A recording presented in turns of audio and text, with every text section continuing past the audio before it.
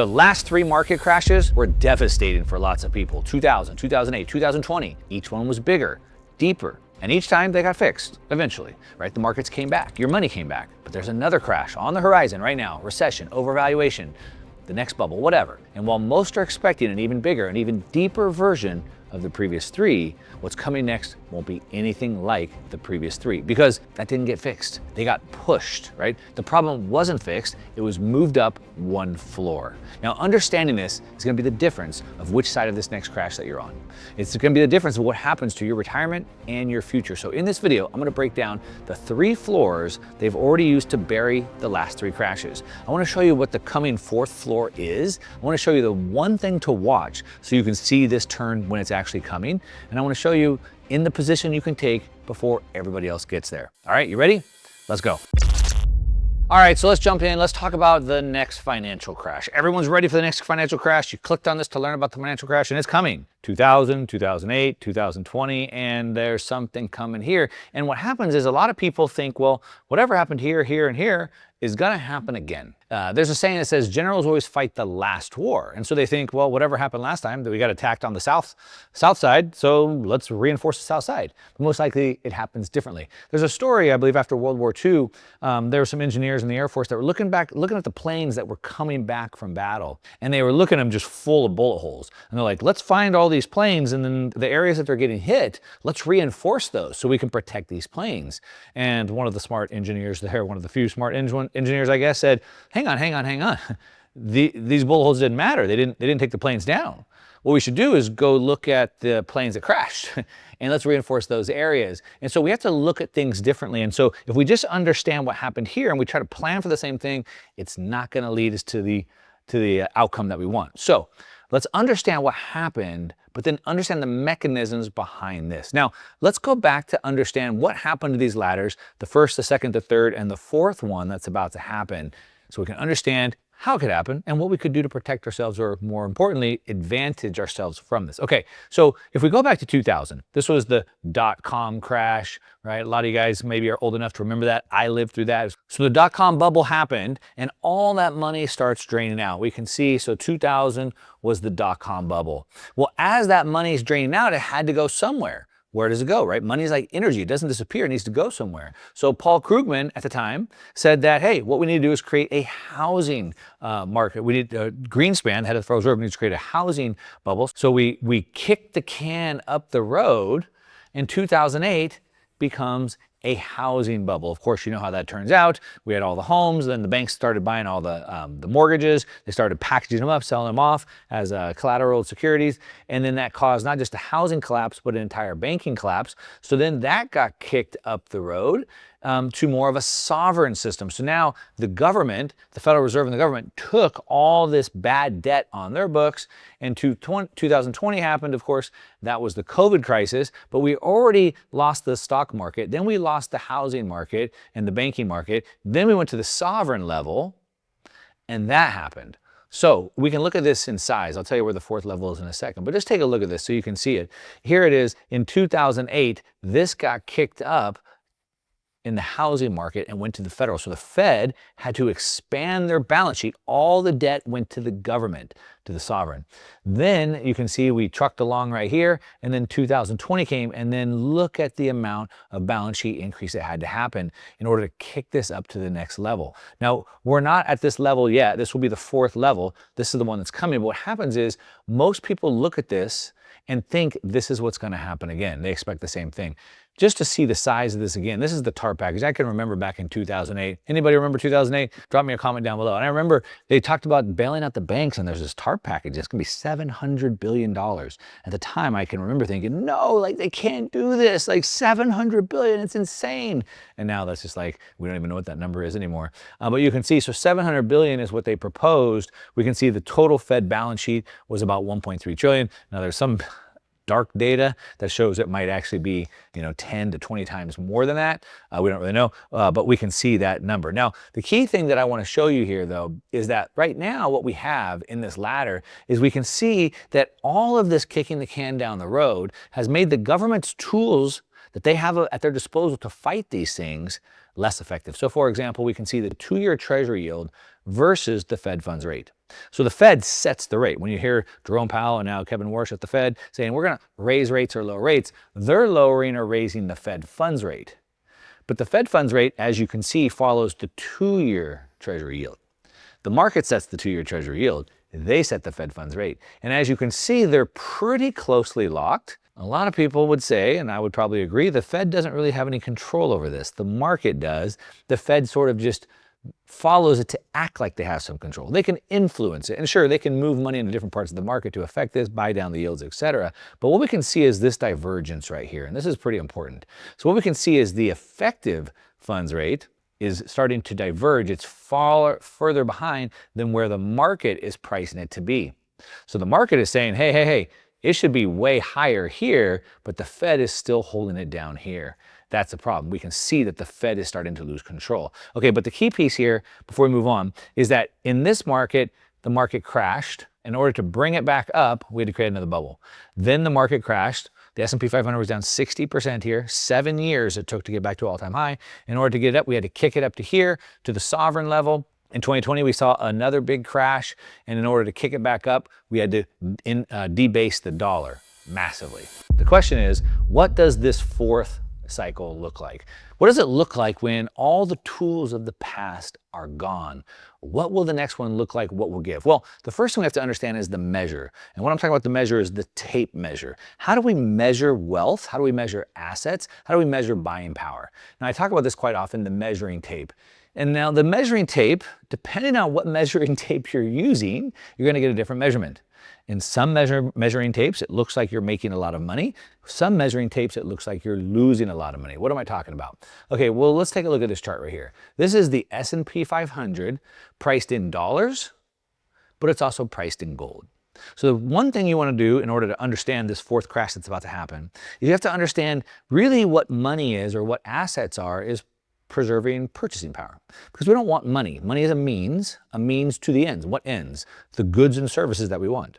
And everything's a trade. So a U.S. median home is worth about $460,000, but it's also worth whatever, a few thousand barrels of oil or a few thousand ounces of gold or a couple of Bitcoin, right? 5, 6 Bitcoin, whatever, right? But everything's a trade. It's all measured against each other. So we can price the S&P 500 in dollars and we can price it in gold. And when we do that, we see two very different pictures. All right. So after 2020, which is right about here, this kind of tracked and then it started to diverge. And what we can see that the S&P 500 priced in dollars looks like I'm rich. Oh my gosh, my retirement account is looking so good. I'm going to be so rich when I retire. But the reality is, if you price it in gold, you see you're actually down here. And that means your purchasing power has gone down. So in dollars, you look rich, but in true purchasing power, what you can actually buy with it, the vacations you can buy, the clothes you can buy, the homes you can buy, the fuel you can buy, you're actually more poor on paper. So it's important to understand the measuring stick. And we can see this by the price of gold. Okay, this is just the price of gold, but we can see how much it went up. It's pulled back a little bit, but it was up to over $5,400 an ounce at one point, and it's pulled back. And of course, that overlays with this. This is the US money supply. So as the money supply continues to go up, then it continues to distort that measuring stick. It makes asset prices go up, but it shows your purchasing power going down. All right, now this is an example of that in other currencies. So this is not just a US dollar problem. This is gold's appreciation in each currency. So here we have CNY, we have USD, we have CRW, and we have Japan's dollar. And what we can see is they're up across the board. So what does that tell us? That tells us it's not a currency problem, like it's not a US dollar problem.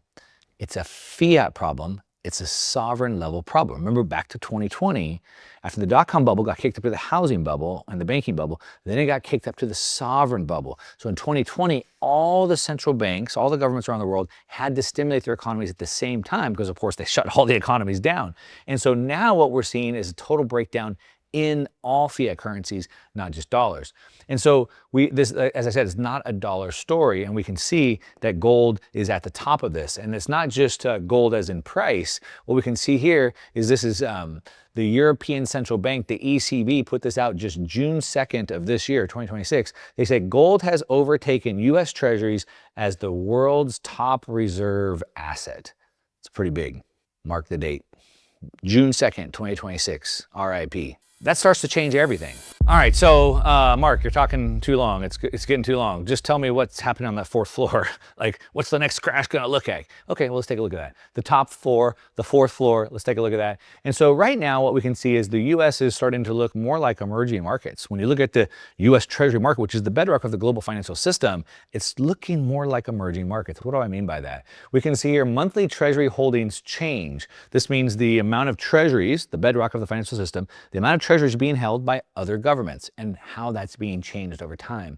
And what we can see is right here, it's starting to collapse. So it goes, up, down, up, down, up, down, up, down, a little bit more down. And look at this complete collapse right here. We can see this is the amount of Treasuries being held by oil importing emerging markets. Why oil importing emerging markets? Well, because they're the ones that are susceptible to these prices. They're the ones that have to maintain purchasing power for real goods and real services. Why important to understand that. And we can see that this is synchronized. Again, this is not a US dollar problem. As I said, the third floor kicked it up. It's now a sovereign crisis. Okay, it's not a tech stock bubble. It's not a housing bubble. It's not a banking bubble. It's now a sovereign level bubble. And we can see this right here. This is the 10-year sovereign yields. And not just of one country, the United States, United Kingdom, Germany, Japan, and Canada. And as we can see, they're all up, up, up, up, and up. They're all going up at the exact same time. Yields are going up, currency's going down. So on paper, our assets look really good, but we can see in real time that the yield's up and the currency down. And at the same time as that's happening, as the governments are running out of money, we can see, unfortunately, for a lot of people, the savings rates, the United States personal saving rates has been plunging to new record lows at 2.6% savings rate right now. So there's not a lot of cushion at the consumer level at the same time.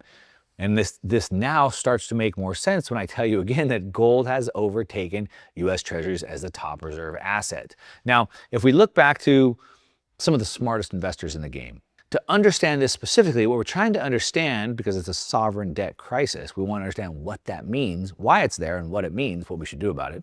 So if it's a sovereign debt crisis, we want to look to somebody who's an expert in sovereign debt. Bill Gross, he's known as the bond king. So if there's anybody that knows anything about this, it's Bill Gross. And he says right here, quote, hegemonic decay and worries over future government liabilities are a major cause. So the cause of this problem is the worries. The cause is the worries over what? The liabilities, the future of the government because of the liabilities they have. It's too many. The debt's too high. You can't pay it back. You're stuck. Inflation, all these things. And that is the problem that we have right now. And that's all showing you that it's at that fourth level, the sovereign level. Okay, so what does that mean?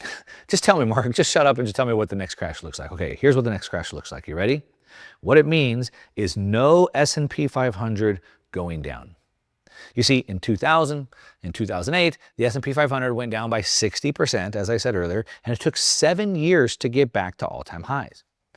This time, it's something different because we don't have that room. We don't have that buffer. So this time, on paper, it looks like you're going up.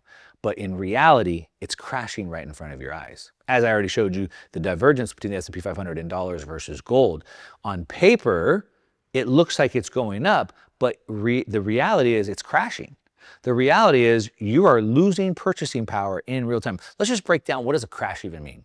So back to 2008 or 2000. In 2008, my home lost half its value.